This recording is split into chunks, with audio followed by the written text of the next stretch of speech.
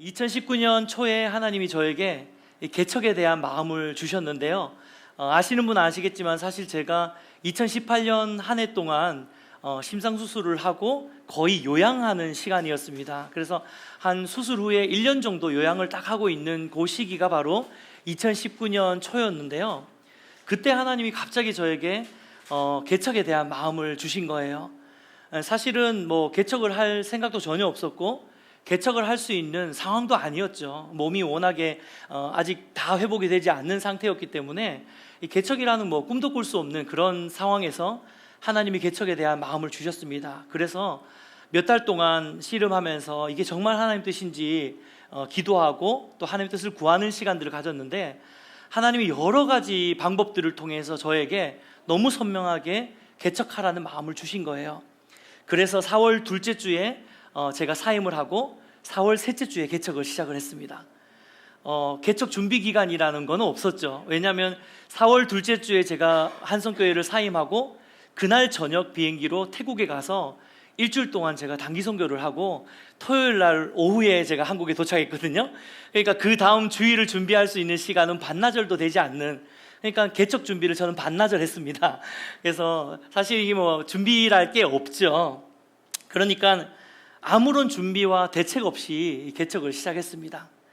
그런데 더 놀라운 사실은 3년이 지난 지금도 아무 준비와 여전히 대책이 없다는, 그렇지만 참 주님이 우리의 대책인 줄 믿습니다. 그래서 사실 개척을 하면서도 뭐 부끄러운 고백이지만, 지금 와서야 하는 고백이지만, 뭐 개척한다고 뭐 누가 오겠어? 알린 것도 아니고 누구를 뭐 부른 것도 아니고 전화 돌린 것도 아니고, 그러니까 한 3개월 정도, 일단은 하나님 말씀하셨으니까 순종은 하는데 한 3개월 정도 이렇게 그냥 아내랑 같이 기타 치면서 딸랑딸랑 이렇게 예배 드리다가 아무도 안 오면 할렐루야 하고 그만두자, 이렇게 빨리 접어야 되겠다, 그런 마음으로 사실 개척을 시작했던 게 솔직한 심정이었습니다. 그런데 하나님께서 정말 그 꼼수를 뛰어넘는 하나님의 대책으로 우리 가운데 역사하셨고, 지금까지도 너무너무 신실하고 놀랍게 우리 공동체를 통해서 일하고 계신 것을 저뿐만 아니라 우리 모든 성도님들이 함께 보고 또 함께 걸어가고 또 함께 누리고 있는 줄 믿습니다. 어떤 말보다 이곳에 앉아 계신 여러분 한 사람 한 사람이 하나님이 우리 공동체 가운데 일하신 하나님의 흔적인 줄 믿습니다. 창립 3주년 예배를 준비하면서 사실 뭐 뒤에 우리가 찬양 예배로 또 함께 하기 때문에 짧은 시간 말씀을 전해야 되는데 어떤 본문이 좋을까 고민을 많이 했었는데요. 오늘 사무엘상 7장 말씀이 딱 떠올랐습니다. 왜냐하면 이 사무엘상 7장 말씀은요, 우리 교회가 지난 3년 동안 지나왔던 그 걸음들을 너무나도 잘 투영하고 보여주고 있는 말씀이 바로 사무엘상 7장 말씀이었기 때문입니다. 다 읽지는 않았지만 오늘 본문인 사무엘상 7장은 흔히 그 미스바 성회라고 불려지는 성경의 내용입니다. 사무엘이 타락하고 또 이방 신을 섬기면서 하나님을 떠났던 이스라엘 백성들을 미스바에 다 불러 모아서 우리가 더 이상 이렇게 살아서는 안 된다라고 하면서 회개를 전하고 선포하고 또 영적인 대각성 운동을 일으켰던 게 바로 미스바 성회였죠. 그래서 지금도 보면 뭐 여러 집회들에서 미스바 성회 이렇게 해가지고 뭐 영적 대각성 집회 이름을 미스바라고 붙이는 그런 집회들이 종종 있습니다. 그만큼 성경 전체 중에서도 가장 어떤 하나님 앞에 회개하고 굴복하고 또 하나님을 예배하고 또 하나님을 바라보면서 영적인 대각성을 일으켰던 그 운동의 대표적인 운동이 바로 오늘 우리가 읽은 사무엘상 7장에 나오는 미스바 성회입니다.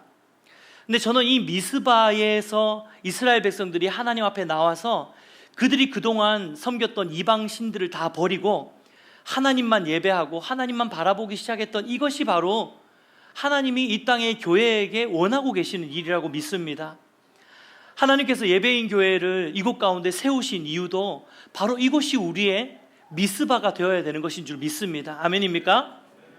그래서 우리는 일주일 동안 우리의 삶의 자리에서 우리가 알게 모르게 따르고 섬기고 영향을 받고 있었던 이 세상의 신들, 또 우상들, 또 하나님이 아닌 내 삶의 주인 노릇을 하고 있었던 수많은 것들, 돈, 명예, 지위, 그리고 뭐 모든 쾌락, 성공, 건강, 심지어 지식까지 그 모든 우상들을 이 예배인이라는 미스바 광장으로 와서 하나님의 임재 앞에 그것을 내어놓고 제거하고 하나님만이 우리의 참 신임을 고백하며 나아가는 그 미스바 성회가 매주 우리의 예배를 통해서 일어나야 되는 줄 믿습니다.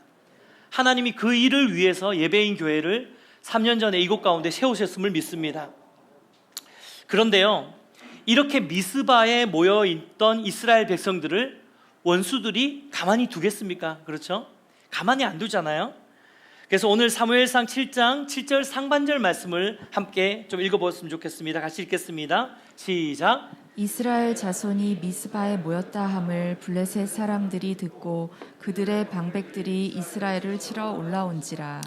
그렇습니다. 이스라엘 백성들이 미스바에 모여서 우상을 제거하고 하나님을 예배한다는 소식을 듣고 나니까 블레셋이 와, 이거 완전 기회다라고 생각한 거죠.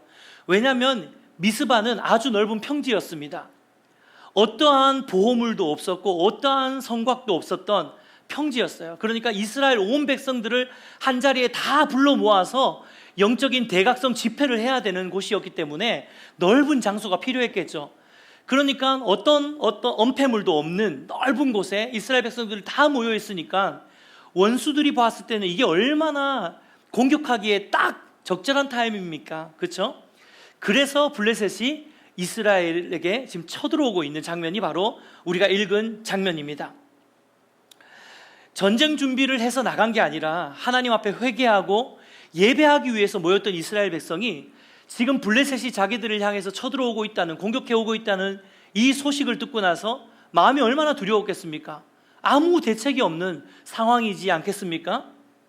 근데 저는 이 말씀을 묵상하면서 이 블레셋이 마치 하나님을 예배하기 위해서 예배인 교회라는 이 미스바에 모여있는 지난 3년 동안의 우리의 개척 과정을 통해 찾아왔던 수많은 크고 작은 위기의 상황같이 느껴지더라고요. 우리도 지난 3년 동안 함께 하나님을 예배하기 위해서 이곳 가운데 예배인 교회라는 미스바를 세우고 우리가 우리 삶에 정말 주님만이 우리의 주인이시고 주님만이 우리의 예배를 받으시기에 합당하신 분임을 고백하고 그 하나님만 예배하기 위해서 우리가 이 자리에 모여서 이름도 예배인이라고 짓지 않았습니까? 근데 우리가 이곳에 모여서 3년 동안 교회를 세워가는 그 과정이 정말 녹록지 않았어요. 크고 작은 블레셋들이 얼마나 많이 공격했는지 모릅니다. 특별히 이 코로나라는 이 블레셋은 어마어마했죠. 왜냐하면 기독교 역사상 유례가 없을 정도로 예배 자체를 드릴 수 없는, 그리고 모임 자체를 할 수 없는 그런 상황이었습니다. 제가 흔히 이야기 드렸지만 6.25 전쟁통에도 예배 모임은 있었거든요. 네.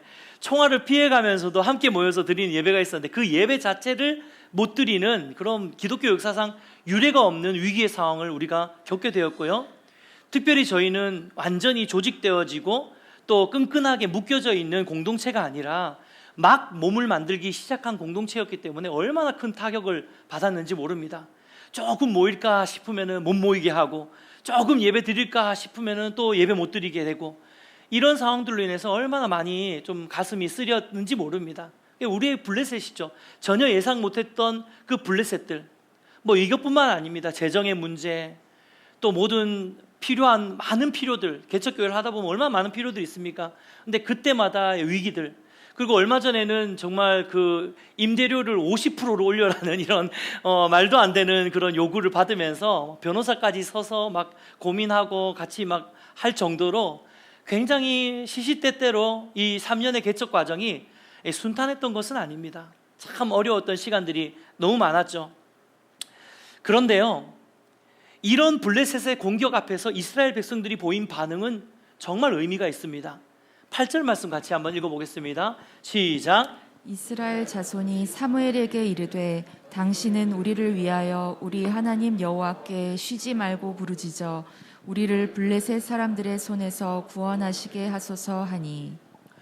여러분, 이스라엘 백성들이 미스바에 와서 모여서 하나님을 예배하면서 회개하고 영적으로 각성이 일어나고 나니까 어떤 일이 벌어지냐면요, 그동안에는 이스라엘 백성들이 모든 위기의 상황 가운데서 자기의 방법대로, 자기의 힘으로, 자기의 계획대로 그리고 자신이 의지하던 이방 우상 신들의 힘을 빌어서 자신들의 상황 속에서 펼쳐진 모든 위기들을 극복해내려고 했던 이스라엘이 여러분 이제는 어떻게 되었습니까?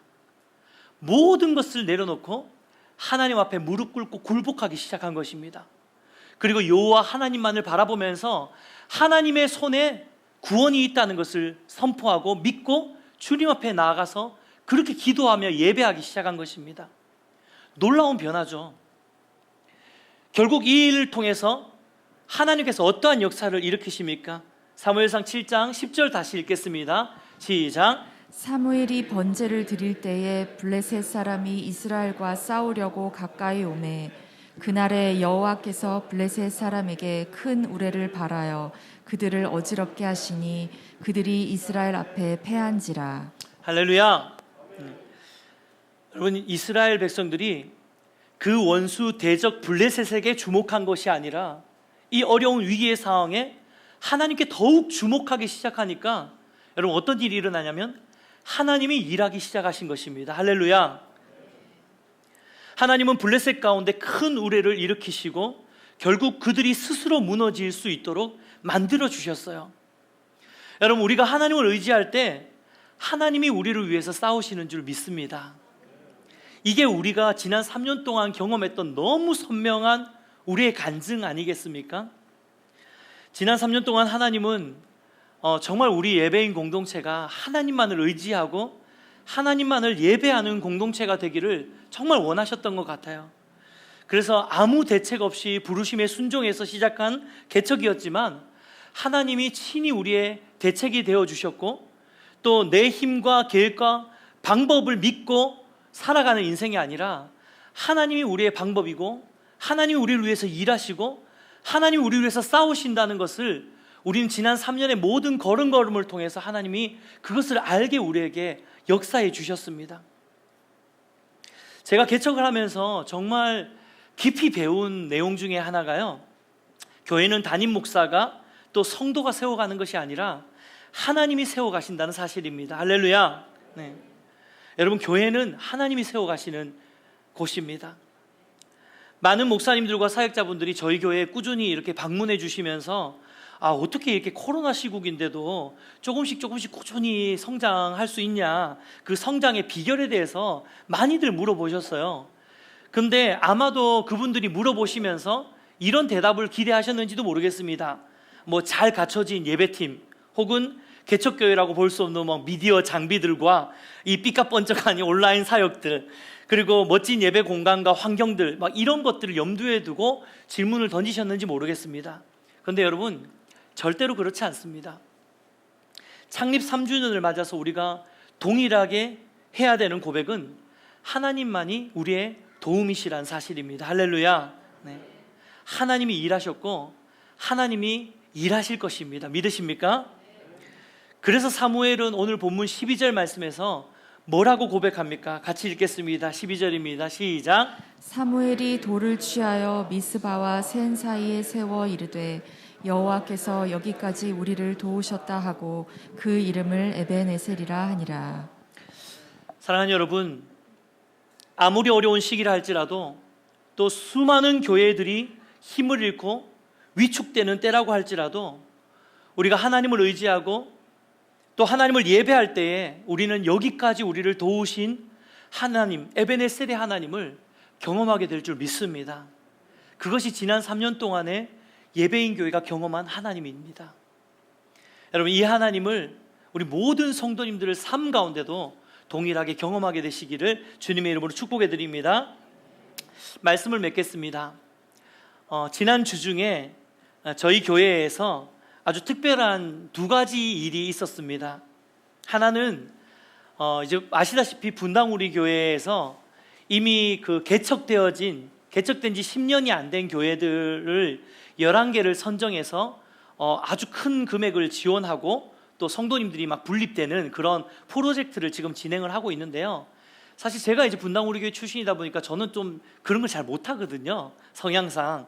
그래서 제가 그걸 지원을 할까 말까 고민하다가 에이, 뭘 지원을 해, 얼마나 많은 교회들이 하겠어, 이래서 제가 마음을 접고 있었어요. 그런데 어떤 목사님, 단체의 목사님이 연락이 오셔가지고 이제 분당우리교회에서 추천을 부탁을 하셨대요. 좋은 교회들을. 그래서 고민하시다가 저희 교회를 추천했다라고 이야기를 하셔가지고 제가 엄격결에 이 지원을 하게 됐습니다.